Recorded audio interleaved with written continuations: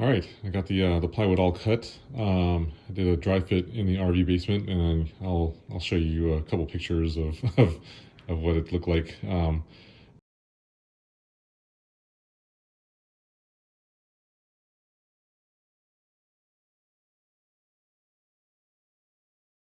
Just a dry fit, hadn't screwed them in, but I moved the plywood inside so it's nice and warm.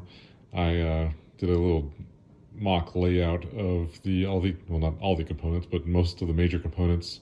Um, so this is a section that's going to be in the middle portion of the basement of the RV bays. Those are the two 3,000 watt inverters, and then just a battery there, just kind of seeing if it would fit a battery underneath. Um, this here's a DC to DC converter, so it's stepping down the 24 volts that I'll have from the batteries and feeding 12 volts to the rest of the RV, since the RV is a 12 volt system. Um, this is an auto transformer, right? The big blue thing in the middle. I'm not quite sure what that does yet, but I have what manuals on that. This metal bar thing is a current surge limiter. Look, I think from what I understand, it'll reduce any big surges, like when the air conditioners kick on. This little box here is the solar charge controller. So the panels would come in and plug into that, and then output of that would feed into these things here. So I know some other solar videos out there have like a shunt. It's kind of like a small metal bar thing. This is a Lynx Shunt, so a little bit more advanced, I think, technology-wise. And they also gave me a couple Lynx Power In boxes. I'll open these up and I'll show you what they look like inside, but they're pretty much distribution boxes where the batteries would connect into these things, connecting the shunt, and these kind of will connect daisy chain. I'll hook them all together just to get a better size, but they're actually 3 individual units, 2 power ins, and then a shunt. And then output from that would go back into the inverters, and then from there go into some kind of combiner box, which I have down here to be distributed to the AC side, and that's just another battery that I had showing kind of the layout. So these 2 panels here will be vertical in the basement. The batteries will be sitting on the floor. Not quite sure how I'm going to lay all this stuff out yet, but wanted to see if everything would fit for the most part, and then I can fit in cabling and wires and circuit breakers as needed. But I just wanted to see if they would be, first of all, see if they fit on the panels here, and then go from there. But next step is I'll break these open, kind of show you what I'm looking at, and connect them all together. I had a couple questions. I'm going through a company called Northern Arizona Wind and Sun. They're pretty good. I've seen them do a couple other systems and a couple other RV channels as well, and I had them build up a custom 24 volt system for me, because they pretty much deal with mainly 20 or 12 volt systems in RVs, but I wanted to use 24 volts because I've heard some good benefits of using a 24 volt system and then stepping it down to 12. So we'll talk about that in a later video probably. So cut back into these things put together.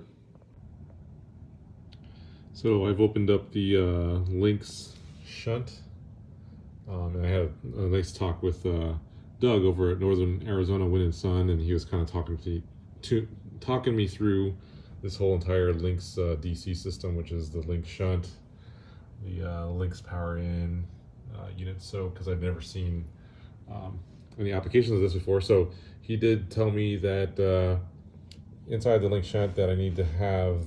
I also had this CNN fuse. I'm not sure what CNN stands for, but this fuse needs to be added, and I think it needs to go right in here between the two positive terminals, just like that. I think this whole shunt system from Lynx is rated at 1,000 amps.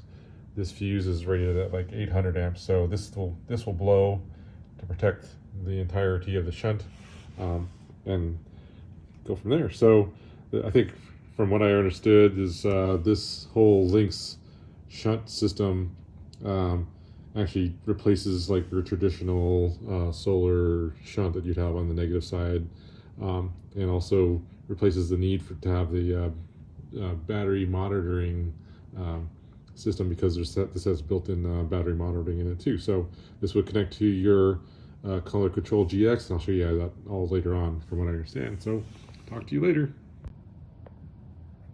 All right, so I got that CNN fuse installed in the Lynx Shunt. So that's what that looks like. I also took one of the power ins, Lynx Power Ins. They have the protective caps on the positive and negative terminals, and how this is supposed to go together. It's supposed to fit in like that. So that's the next step I'm going to do, is take those bolts off, screw these things together, and I'll have one big old unit. All right, and now I've got the Lynx Shunt with that 800 amp fuse. I've got a Lynx Power In and a second Lynx Power In, and they're all bolted together. So what happens is these little areas here, I guess I could double up and put 2 modules of batteries in one. This is where the negatives come into. There's my dog again. This is where the negatives come into, and then you can also put the positive lead from the batteries up here on the bottom side. You can knock out these little tabs and kind of have little ports for the positive and negatives. So my plan is I have 1, 2, 3, 4, 5, 6, 7, 8. I've got 6 banks of batteries. So I'm going to basically just do 1, 2, 3 banks of batteries. 1, 2, 3 banks of batteries. And then the rest of this stuff is for expansion. So hopefully that'll work.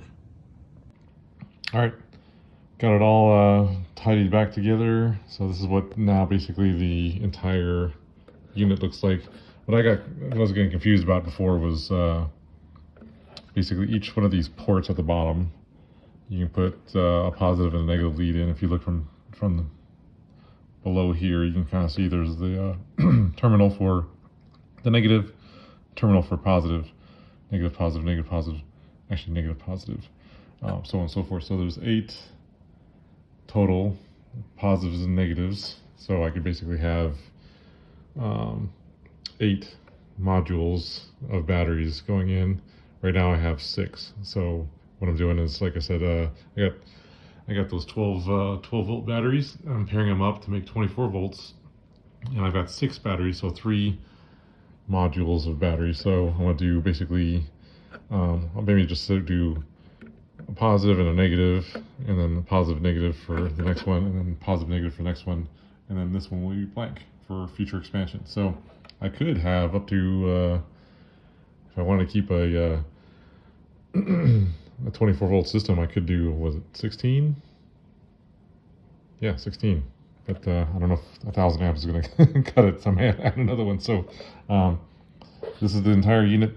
Basically, this shunt acts as it gives battery monitoring to the main overall system. So everything coming off the negative side here will have it monitors the state of the batteries, and this feeds into, like I said, there's got a couple ports here. There's network ports that'll connect to the battery monitor in the RV, and this is where the batteries will connect.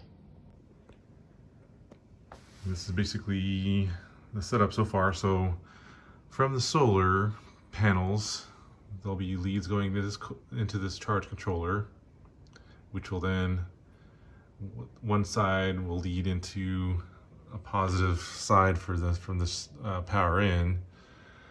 The batteries themselves will be connected into these ports on the power ins, and then this will be connected to a negative bus bar, and this side will be connected to, I think, the inverters over there, as well as that current surge limiter.